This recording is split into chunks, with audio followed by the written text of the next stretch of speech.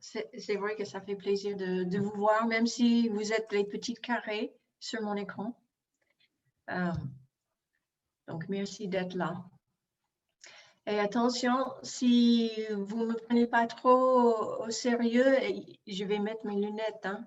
Comme ça, j'ai l'air plus sage et vous allez écouter encore mieux. Petite blague. J'ai toutes les têtes là devant moi pour avoir un peu l'impression qu'on est ensemble. Et oui. Ce matin, alors, je trouve que ce que Mathé, tu as partagé au début, et puis David, la louange, le choix des chants, que ça coule bien, et on trouve ça souvent, n'est-ce pas, que Saint-Esprit, on est liés. On a un esprit et un Dieu. Et donc, je trouve que tout ça coule très bien. Après cette semaine assez difficile, n'est-ce pas?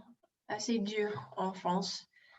Pas qu'un confinement, mais aussi c'est une semaine violente et les choses qu'on ne comprend pas. Voilà. Aussi, si vous n'êtes pas au courant, Nadu, encore une fois, elle a testé positif pour le Covid. Donc, on a cette maladie à la maison à nouveau, mais par contre, ce n'est pas aussi grave que la première fois. Merci Jésus. Et nous prions et nous nous tenons que ça parte vite. Mais ça, en plus de toute cette semaine. Pourquoi je vous dis ça? C'est pas pour plomber l'atmosphère, c'est pas du tout pour ça. Mais c'est pour reconnaître que Mathé, elle a demandé, est-ce que vous pleurez ou est-ce que tu pleures dans ton cœur ce matin? Ça se peut. Et on sait aussi, comme Nadu, il y a quelques semaines, je pense début novembre, elle a parlé d'une vague qui vient, une vague de réveil, une vague de puissance, de la présence de Dieu. Et ça, on attend avec impatience, mais entre-temps, en attendant, on se trouve dans le creux de la vague, n'est-ce pas? Donc, on voit ça sur la Terre, partout dans le monde. Mais je pense que chacun et chacune aussi, on traverse, ou on se trouve dans un creux peut-être. Et pour chacun individuellement, ça peut ressembler à autre chose parce qu'on est tous les personnes différentes et sur le chemin avec Dieu aux différents endroits. Mais quand même, je trouve que nous sommes tous en chantier. Est-ce que vous êtes d'accord? Je peux avoir un peu de ça? Ou non, pas moi, tu vas bien chez moi? Et avec toi, on va se réjouir parce que justement, c'est biblique. On pleure avec ceux qui pleurent et on se réjouit avec ceux qui se réjouissent. Donc, voilà, juste un peu pour nous emmener au message aujourd'hui. J'espère vraiment que j'ai reçu du Saint-Esprit pour nous. J'avais une idée quand Mathé m'a demandé pour le 1er novembre. Et puis, mardi, je me suis réveillée et le Saint-Esprit m'a mis un mot et tout a changé. Donc, le mot était la compassion. Donc, j'ai commencé à rechercher un peu la compassion. Et ensuite, ça m'a emmené à la restauration.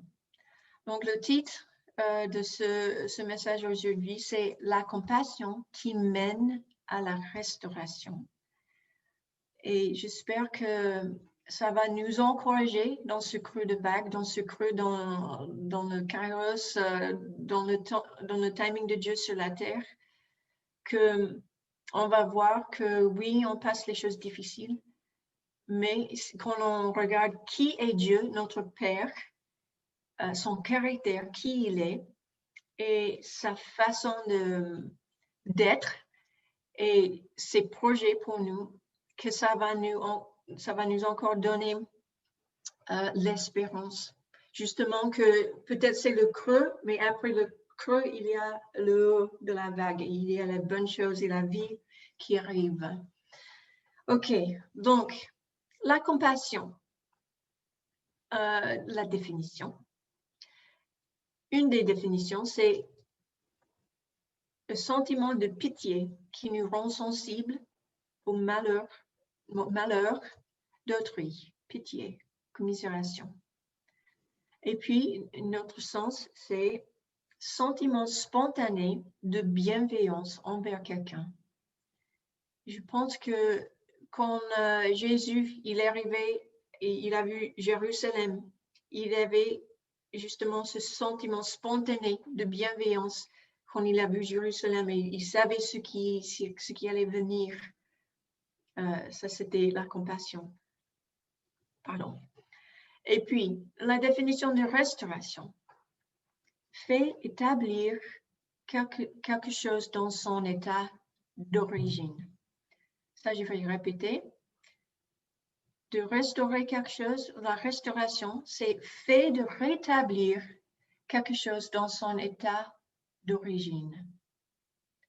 OK? Ça, pour notre temps aujourd'hui, c'est très important. Tout d'abord, il faut savoir c'est quoi notre état d'origine? C'était quoi l'objectif de Dieu quand il nous a créés? Alors, j'aimerais bien, je ne sais pas si on pourrait gérer ça, mais j'aimerais bien donner, comme je fais souvent, l'écriture des passages, parce que j'ai plusieurs passages. Mais je pense juste pour l'entrée de timing et de ne pas trop jongler sur les écrans, je vais vous les lire. Donc, on va commencer en Genèse. Premier chapitre, versets 26 à 31, si vous avez vos Bibles.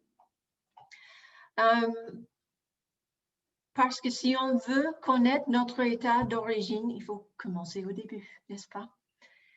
Donc, à partir de verset 26, puis Dieu dit, faisons l'homme à notre image, selon notre ressemblance, qui domine sur les poissons de la mer, les oiseaux du ciel, sur le bétail, sur toute la terre et sur tous les reptiles qui rampent sur la terre. Dieu créa l'homme à son image. Il le créa à l'image de Dieu. Il créa l'homme et la femme. Dieu les bénit. Et Dieu leur dit, alors, soyez fécondes et tout ça. Juste encore pour l'entrée de timing. Et on saute au verset 31. Dieu vit tout ce qu'il avait fait et voici, cela était quoi? Très bon. Cela était très bon. Donc, notre état d'origine, c'était très bon. Et en fait, on est créé dans l'image de Dieu, l'homme et la femme. Wow, super. Et même dans le jardin, Dieu était en présentiel. C'était pas le Wi-Fi, c'était pas juste téléchargement du Saint-Esprit. Il était en présentiel avec Adam et Ève. Il n'y avait ni la mort, ni la maladie, ni la haine, ni la violence. Ça, c'était notre état d'origine. OK, gardons ça en tête. Parce que c'est ça qu'on veut voir dans la grande histoire. Donc, je vais commencer en parlant de la grande histoire. Et on a déjà parlé du début, en Genèse, la création. Donc, Dieu, il nous a créés parce qu'il voulait une relation avec nous. Ensuite, qu'est-ce qui s'est passé? Il y avait un serpent qui s'appelle Satan, qui est venu, mais ses pattes le serpent. Et avec la tromperie, ensuite, on a la chute. Et notre état d'origine a changé. Après, il y a la malédiction, il y a tout ça qui est rentré dans le monde, comme dit ensuite, la mort, la maladie, la haine, la violence, tout, l'impureté, tout le paquet à cause de chute. OK.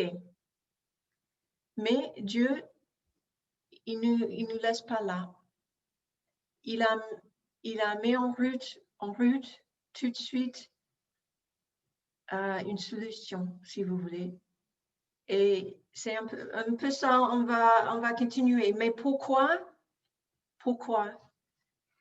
Et je vous dirais, alors le thème, c'est la compassion qui mène à la restauration. C'est par sa compassion. Il ne voulait pas nous laisser dans cet état brisé. Voilà, on va voir quelques grandes lignes de la restauration. Commençons avec Job, parce que c'est une histoire très ancienne. Job, il était un homme de Dieu. Job. J'ai ma prof française qui m'aide, Job. Job, il était un homme fidèle. Il était un homme qui aimait Dieu et il n'avait pas de mal en lui. Mais ensuite, c'est une belle histoire, mais une histoire que peut-être on n'est pas toujours attiré à, ah oui, aujourd'hui, je veux lire Job, ça me tente, ça me booste, ouais. Mais quand même, c'est une histoire importante à lire, à comprendre. Donc Job, il avait tout, il était riche, il avait une belle famille, tout. Et ensuite, il a tout perdu. Mais ce n'était pas à cause de lui, ce n'était pas le péché, mais il a tout perdu. Mais ce n'était pas la fin de son histoire. Si on regarde à la fin, Job, chapitre 42, versets 10 à 12, dit « L'Éternel rétablit Job dans son premier état. Quand Job eut prié pour ses amis, et l'Éternel lui accorda le double de tout ce qu'il avait possédé. »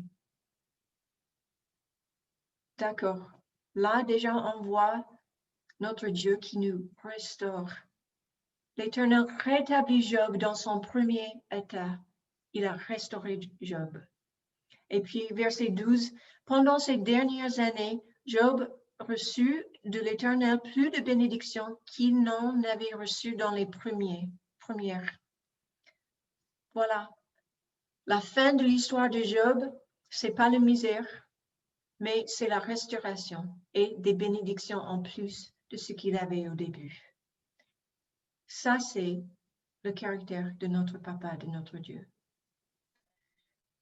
Ok, continuons dans la grande histoire. Grande ligne, on saute aux Israélites, le peuple de Dieu. Et le premier commandement, c'est d'aimer ton Dieu avec tout ton cœur, tout ton être. Donc, il ne supporte pas l'idolâtrie. Et en fait, les Israélites, ils ont un peu assimilé les idoles des nations autour. Ils n'étaient pas fidèles. Dieu, il a envoyé plein de prophètes avec les avertissements très, très clairs.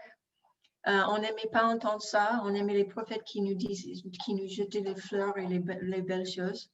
Donc, on n'inquiétait pas. C'était pas tout de suite. Pendant des années, Dieu a averti les Israélites. Si vous ne vous repentez pas, ça va vous arriver. Et ils sont partis, ils sont en exil. 70 ans. Donc, bien sûr, je résume beaucoup, mais même dans toutes ces paroles prophétiques qui disaient, qui avertissaient, si vous ne vous repentez pas, il va vous arriver tout ce truc, ces malédictions. Mais à la fin, presque tous les prophètes en terminent avec quoi? Une parole d'espérance. Comme en Zacharie 10, 6, je fortifierai la maison de Juda et je délivrerai la maison de Joseph. Je les ramènerai car j'ai compassion d'eux. Voilà notre mot. Pourquoi il va le faire? Car j'ai compassion d'eux. C'était pas que parce qu'ils vont changer, ils vont être parfaits quand tout est. Non, car j'ai compassion d'eux et ils sont comme je ne les avais pas rejetés. Car je suis l'Éternel, leur Dieu, je les exaucerai. Encore, je veux souligner le caractère de notre Dieu. Il est plein de compassion. Il agit par sa compassion pour nous. Aussi, pas que ça, en Joël 2, versets 25-26, il dit, « Je vous remplacerai les années qu'on dévorait la sauterelle. » Le gélique, pardon pour les prononciations, le asile et le gazam, ma grande armée que j'avais envoyée contre vous. Vous mangerez et vous mangerez et vous vous rassasierez et vous célébrerez le nom de l'Éternel votre Dieu qui aura fait pour vous des prodiges et mon peuple ne sera plus jamais dans la confusion. Donc on voit encore la restauration, il va au-delà, même pour racheter les années qui étaient dévorées. Ça, c'est notre Dieu. OK, on va sauter 400 ans un peu plus loin avec Paul et les apôtres. On sait qu'ils ont... Alors, si on était chrétien, Paul, dans ses épîtres, on voit souvent dans les églises en Asie mineure, il y avait beaucoup de persécutions pour les chrétiens. Et il écrivait aux gens qui souffraient à cause de leur foi. Ils étaient joyeux à cause de leur foi, mais en même temps, ils souffraient. Ils étaient persécutés. Et Paul à Timothée, quand Timothée il est en Éphèse, il a dit dans 2 Timothée, versets 11 à 13, il donne à Timothée, c'est comme un poème. Cette parole est certaine. Si nous sommes morts avec lui, nous vivrons aussi avec lui. Si nous persévérons, nous régnerons aussi avec lui. Si nous le renions, lui aussi nous reniera. Si nous sommes infidèles, il demeure fidèle, car il ne peut se renier lui-même. Là, encore une fois, on voit le caractère de Dieu. Si nous sommes infidèles, lui, il demeure fidèle, il est fidèle. Il ne peut pas se renier lui-même. C'est qui il est. Et ça, c'est une belle promesse, franchement, les amis. Parce qu'on sait que nous sommes humains. On va pécher, on va tomber des fois. Des fois, on ne choisit pas bien ou on tourne les yeux ailleurs.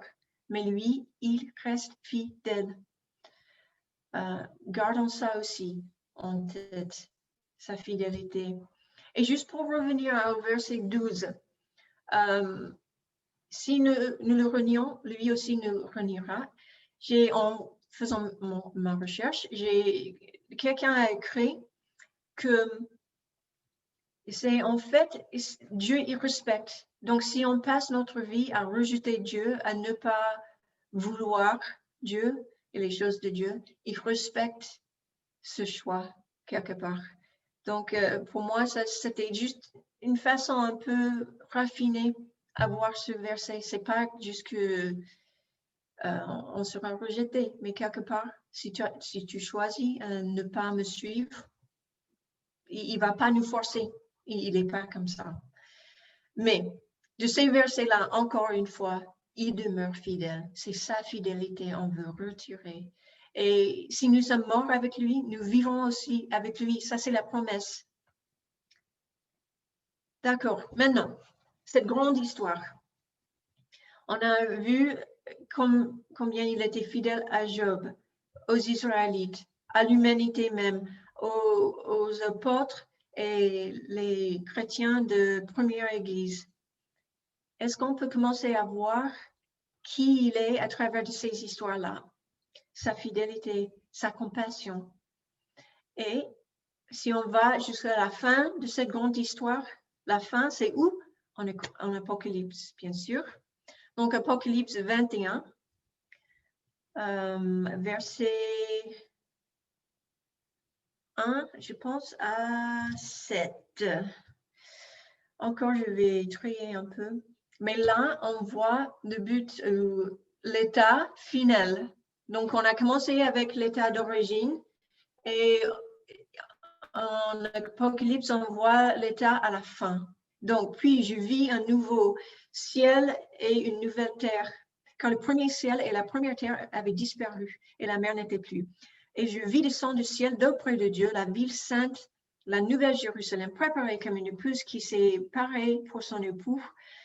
Et j'ai entendu du trône une forte voix qui disait, voici le tabernacle de Dieu avec les hommes. Il habitera avec eux et ils seront son peuple et Dieu lui-même sera avec eux.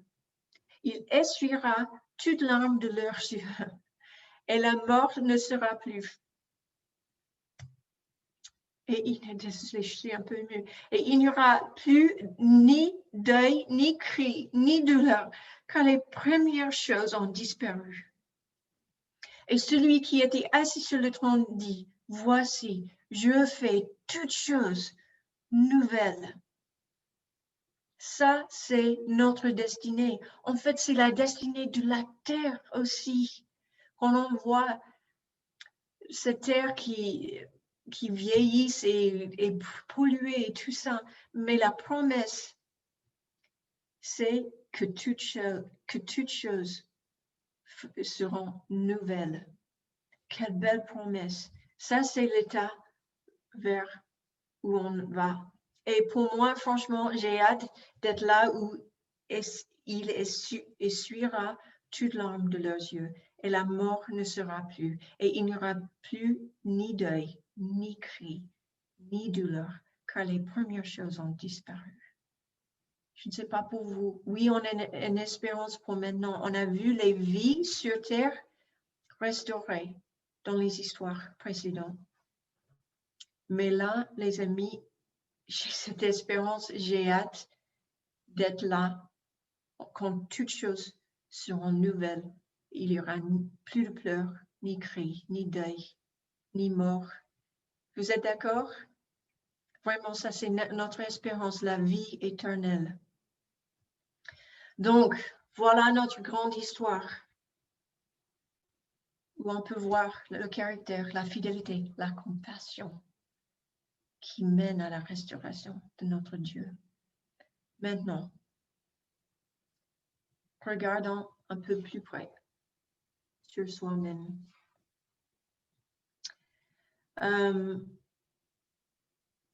Dans l'histoire de Jésus, on a pris la Sainte Seine, la communion avec notre Jésus, notre Sauveur. C'est pour se rappeler de son corps et son sang versé pour nous. Et je vais juste vous poser des questions, mais c'est des questions pour nous faire réfléchir, quoi. Si Jésus, qui était roi des rois, Seigneur des seigneurs, il a choisi de quitter le ciel, paradis, la perfection, pour devenir homme. Et pas que ça. Il était humilié, il était battu, moqué, il a porté sa croix, il était cloué à la croix, tenu devant le monde, tout le monde. Si lui, en tant que Dieu, il peut se dévoiler autant, est-ce qu'on peut lui faire confiance de se dévoiler devant lui? Est-ce qu'on peut le laisser entrer dans notre cœur? Alors, Hébreux 4, 15 dit, en effet, nous n'avons pas un grand prêtre qui serait incapable de compatir à nos faiblesses. Au contraire, il a été tenté en tout point comme nous les sommes, mais sans commettre de péché. On a un roi, on a un Dieu qui connaît parfaitement nos faiblesses et nos tentations. De toute façon, on sait qu'il sait tout. Mais comme j'ai dit avant, si on dit non, il il nous oblige pas. Il nous oblige pas. Et même on donne notre vie, notre cœur, mais il y a les lieux dans nos cœurs des fois qui a besoin qu'il rentre encore plus. Est-ce qu'on est prêt à se dévoiler, à être nu devant lui et dire oui pour les choses? Encore une fois, est-ce qu'on peut... On sait qu'il y a un esprit orphelin dans cette région, souvent dans nos vies. Cet esprit orphelin nous pousse à dire je ferai toute seule par ma propre force, je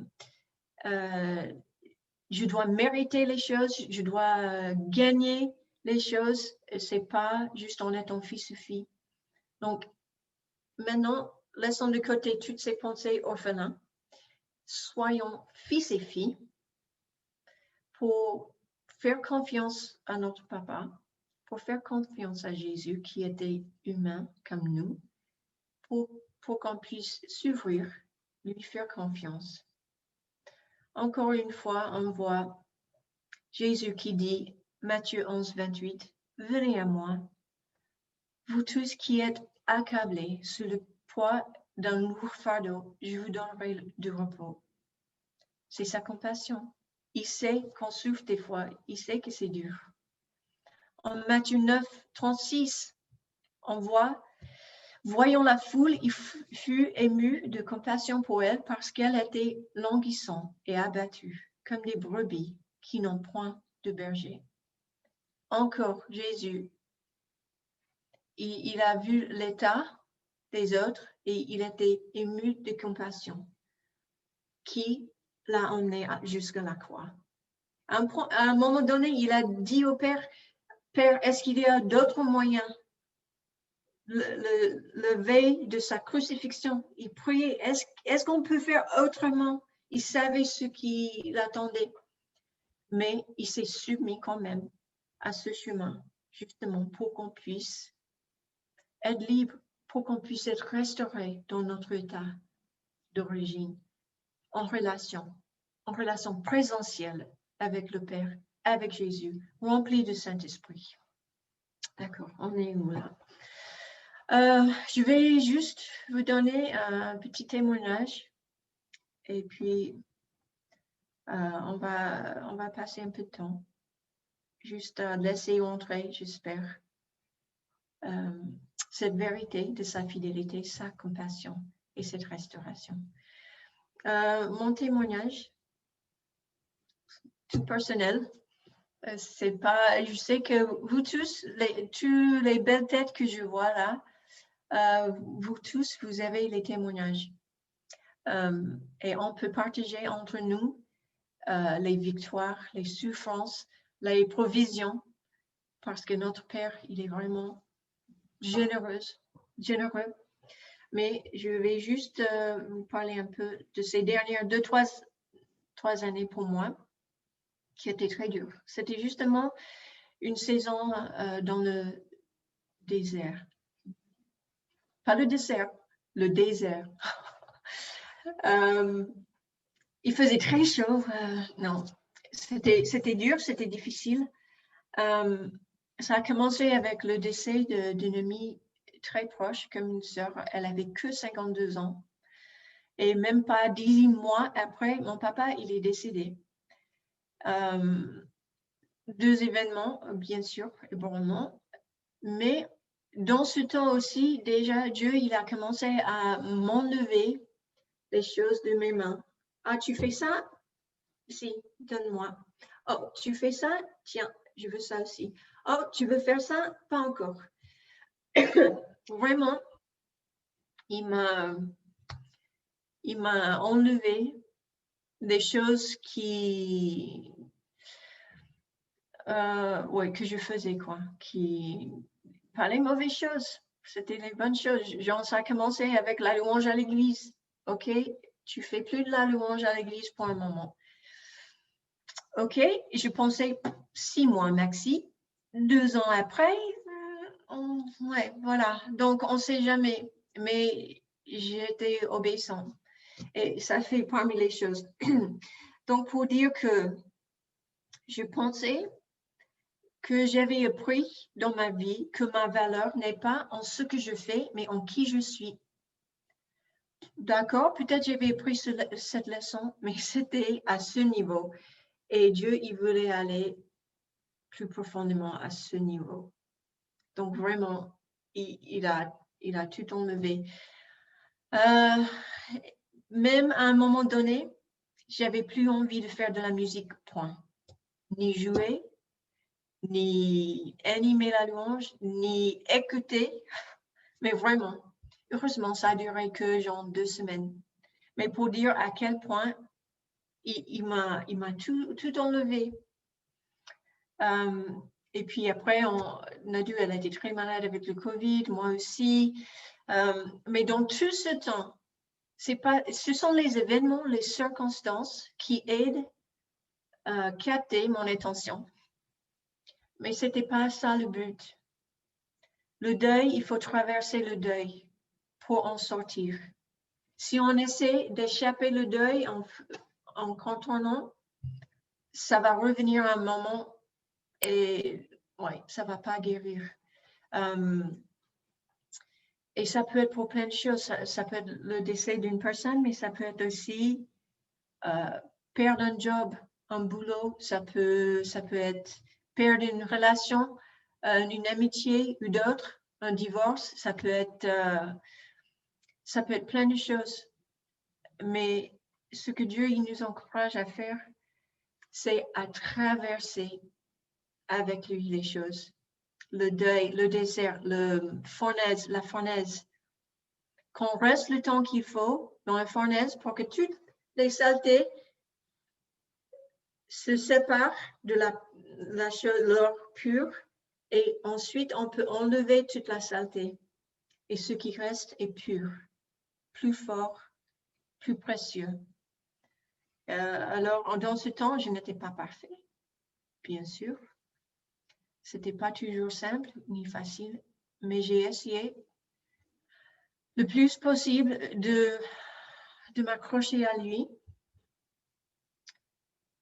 et de compter sur lui et de garder cette espérance. Je savais, OK, c'est un temps de deuil, c'est un temps de désert, mais ça ne va pas durer, ce n'est pas à jamais. Donc, j'ai fixé mes yeux sur Jésus. Dans cette espérance, justement, que dans sa compassion, il va faire travailler. Parce que je pense on est tous d'accord, dans les moments durs et difficiles, là, on apprend les choses. On ne peut pas apprendre quand tout va bien. Quand c'est la bonté et tout ça, ça c'est génial. Et on a besoin de ces moments dans la vie aussi, bien sûr. On se réjouit pour chaque moment de ça. Mais c'est dans les moments difficiles que ça travaille notre caractère, notre personnalité, notre discipline et notre foi. C'est là, ce sont des pas de foi qu'on n'en voit plus rien. Ça fait longtemps que je ne sais pas pour l'avenir, pour moi personnellement. Mais je sais qui tient mon avenir dans ses mains. Et en connaissant mon papa, sa fidélité, j'ai la paix, j'ai eu la paix dans les moments difficiles. Même quand je pleurais, j'avais une paix parce que je savais que les larmes, c'est pas à jamais. Et ça mène encore à une guérison, ça amène à une restauration, ça amène à un avenir. Donc, je ne peux pas vous dire, alors Dieu, il a fait ci, ça et ça. Et là, je suis forte maintenant, allez, mais je ne sais pas exactement ce qu'il a fait, mais je sais que je suis différente. Il m'a changé. Je suis toujours sur le chemin. Ce n'est pas fini non plus, mais je suis mieux qu'avant. Et là, cet été, avec une rencontre avec lui, ça a basculé. Pourquoi? Ce n'est pas moi qui ai fait quelque chose, c'est juste son timing. Et j'ai senti quelque chose de lourd qui était enlevé. Allez, maintenant j'avance avec plus de légèreté, plus d'espérance. Voilà. Donc, j'espère que mon témoignage peut vous aider si vous vous trouvez dans un creux, si vous vous trouvez dans le désert quelque part. J'espère que mon témoignage, mais aussi mon témoignage, c'est pas de moi vraiment, je vous assure. le but de ce témoignage, c'est la fidélité de Dieu. C'est sa fidélité. Je compte sur cette fidélité. C'est cette fidélité qui me donne l'espérance, qui fait que je continue un pas après l'autre. C'est cette espérance qui me donne la vie, qui me donne la joie. Et en vous partageant ces histoires aujourd'hui, en parlant du caractère de notre papa, c'est justement pour emmener de l'espérance là où nous en sommes. On a deux guerrières qui ont vécu le cancer, qui ont conquis, c'est Marguerite et Shafika. Merci Jésus. Mais elles ont tenu dans la foi. C'était dur des fois, oui. On priait, on pleurait avec elles. Mais on voit une restauration, n'est-ce pas? Donc peut-être aujourd'hui, vous combattre la maladie. Je sais, il y a plusieurs. Dans ce cas, ne lâche rien. On voit en Matthieu 20, Jésus s'arrêta, les appela et dit, que voulez-vous que je fasse? Ils lui dirent, Seigneur, que nos yeux s'ouvrent. Ému de compassion, Jésus toucha leurs yeux et aussitôt ils recouvrant la vue et le suivirent. Génial. Un lépreux, Marc 1, un lépreux vient à lui et se jetant à genoux, il lui dit d'un ton suppliant, si tu le veux, tu peux me rendre pur. Jésus, ému de compassion, étendit la main, le toucha et dit, je le veux, sois pur. Aussitôt le lèpre la quitta, il le fut purifié. Ce sont les messages d'espérance, la compassion qui amènent à la guérison. Donc, tenons ferme. Bien sûr, on sait pour Marguerite, pour Shafika, même pour Nadou dans ce processus avec le COVID, c'est lent. Mais si c'est pas bon, l'état d'origine, c'était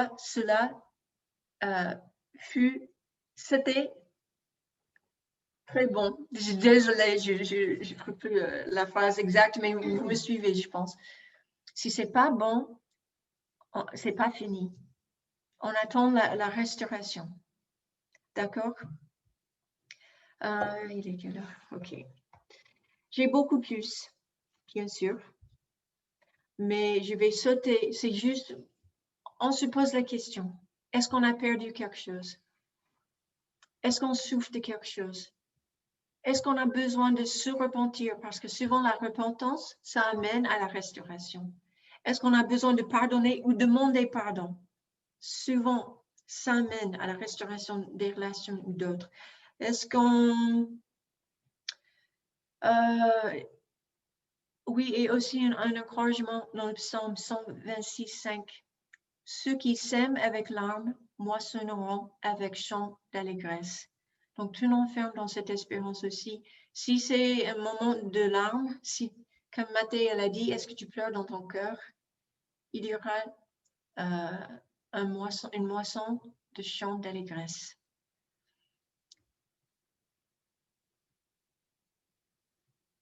Oui.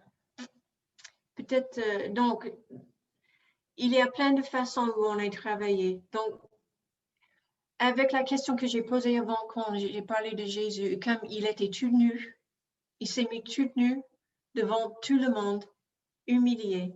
Est-ce qu'on est prêt, dans le secret avec lui au moins, d'ouvrir notre cœur pour qu'il puisse rentrer? Est-ce qu'on peut dévoiler notre cœur, lui dire oui? Après, c'est son travail. C'est à nous de dire oui et de le laisser rentrer. Mais c'est son travail de nous guérir, de pointer les choses, les blessures, où il faut pardonner tout ça. C'est lui qui va venir. C'est pas à toi de tout comprendre, mais c'est simplement à nous à dire, comme le chant a dit, David, tu as dit, je t'ouvre mon cœur. Est-ce qu'on est prêt à faire ça ce matin?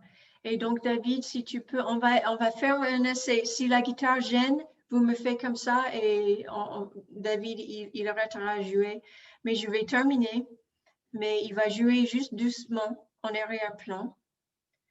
Et je veux bien qu'on prenne ce moment, justement, peut-être fermer les yeux comme vous voulez, mais vraiment à dire, je te fais confiance. Je te laisse rentrer dans mon cœur. D'accord? Et je vais terminer avec Jérémie, chapitre 17, versets 7 et 8. La confiance pour Dieu est tellement, tellement importante de lui faire confiance. C'est pour ça qu'il se montre encore et encore et encore qui nous sommes, qui il est, pardon, et qui nous sommes en lui. Il est un bon papa. Il est plein de compassion. Lui-même, Jésus, il s'est dévoilé devant tout le monde. Il est transparent. Est-ce qu'on peut être transparent? Donc, Jérémie 17, 7 et 8. Béni soit l'homme qui se confie dans l'Éternel. Et dans l'Éternel est l'espérance.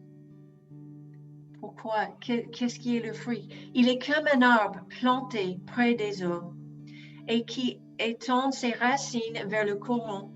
Il n'aperçoit point la chaleur quand elle vient et son feuillage reste vert. Dans l'année de la sécheresse, il n'a point de crainte et il ne cesse de porter de fruits. Si on a cette espérance, on peut être cet arbre qui n'aperçoit point la chaleur quand elle vient et son feuillage reste vert. Faisons confiance ce matin. Faisons confiance à notre Dieu, à notre Jésus. Il a fait confiance au Père quand le Père lui a demandé à tout donner, de se sacrifier d'une façon brutale. Il a fait confiance au Père. Pourquoi? Il connaissait le Père. Est-ce qu'on peut laisser rentrer cette connaissance du Père, sa compassion, sa bonté, sa fidélité? Donc prenons juste un moment d'inviter Jésus. Il dit en Apocalypse, voici, je me tiens à la porte et je frappe. Si quelqu'un entend ma voix et ouvre la porte, j'entrerai chez lui, je souperai avec lui et lui avec moi. Ce n'est pas juste un appel au salut, c'est vraiment, il parle aux élus là, il parle à nous, je frappe à la porte. Il veut rentrer pour souper avec nous. Quelle intimité! Quelle intimité! Donc, montons un peu le son de David, la guitare, et on va juste prendre, je vais arrêter à parler. On va prendre juste une ou 2 minutes pour recevoir Jésus, pour qu'on puisse souper avec lui.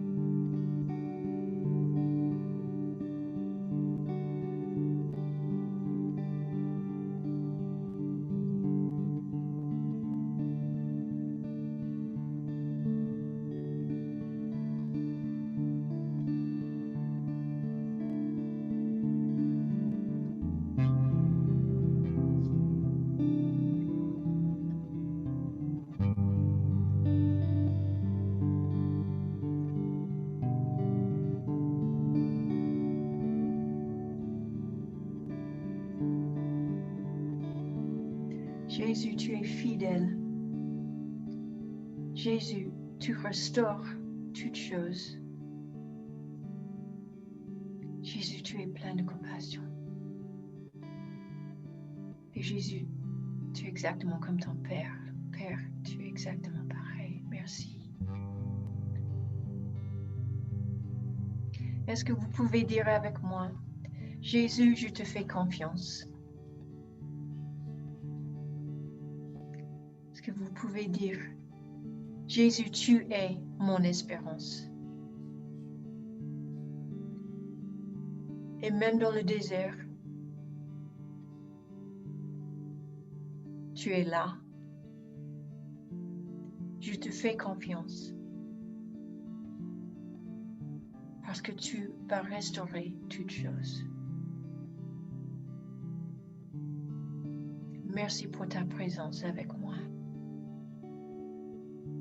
Dans le désert, sur les hauts sommets. Amen. David, est-ce qu'on peut rechanter Je te donne mon cœur? Ça va mater si on chante juste une fois ce chant? Ok.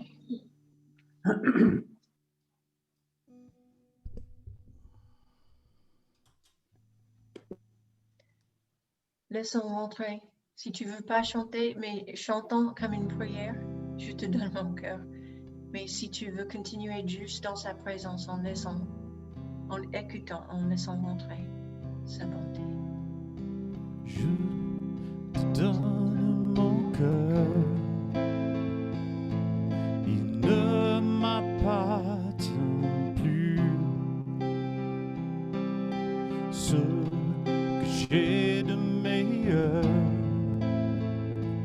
tout est pour toi, Jésus. Un parfum de valeur sur toi est répandu. C'est l'eau fond de mon cœur. Je suis à toi, Jésus. Prends mon âme, prends mon cœur, je te donne tout. Prends ma vie, me voici, je te donne tout. Prends mon âme, prends mon cœur, je te donne tout. Prends ma vie, me voici, je te donne tout. Mon cœur est à toi, tout à toi. Mon cœur est à toi, tout à toi.